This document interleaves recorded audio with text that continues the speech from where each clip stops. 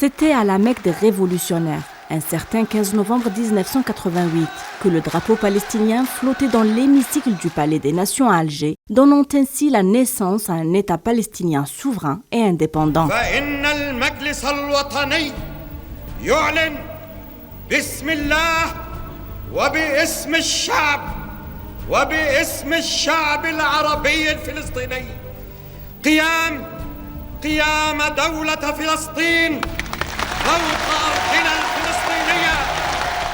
En tenue de révolutionnaire, le dirigeant historique Abou Ammar lançait un message au monde entier sur le droit légitime du peuple palestinien à travers les lignes d'un discours historique, un discours gravé dans la mémoire des Palestiniens et de la nation arabe.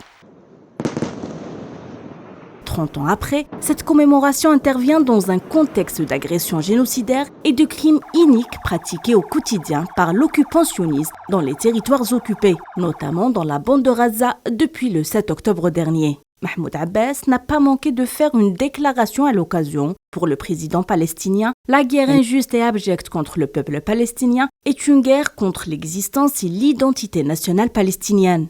Ce qui se passe est une honte pour ceux qui soutiennent cette agression et lui assurent une couverture politique et militaire. Nous avons rejeté avec force et nous rejetterons toujours tous les projets qui visent à déplacer et à exiler notre peuple de sa patrie. La bande de Gaza fait partie intégrante du territoire de l'État de Palestine et fait partie de nos responsabilités nationales que nous ne pouvons pas abandonner. Le présent de la bande de Gaza est le même que celui de la Cisjordanie, y compris Al-Quds. L'Algérie a reconnu l'État de Palestine le même jour de la déclaration d'indépendance. Grâce au soutien indéfectible de l'Algérie et sa défense de la cause palestinienne pour le recouvrement des droits fondamentaux du peuple palestinien, la Palestine a été reconnue comme État observateur non membre aux Nations Unies, un statut obtenu en décembre 2012. Alger a été à l'origine de nombreux acquis obtenus en faveur de la cause palestinienne, à savoir la signature en octobre 2022 de la déclaration d'Alger ayant rassemblé les factions palestiniennes pour faire face à la division interne et faire face aux crimes sionistes et à l'injustice internationale dont souffre un peuple depuis 75 ans.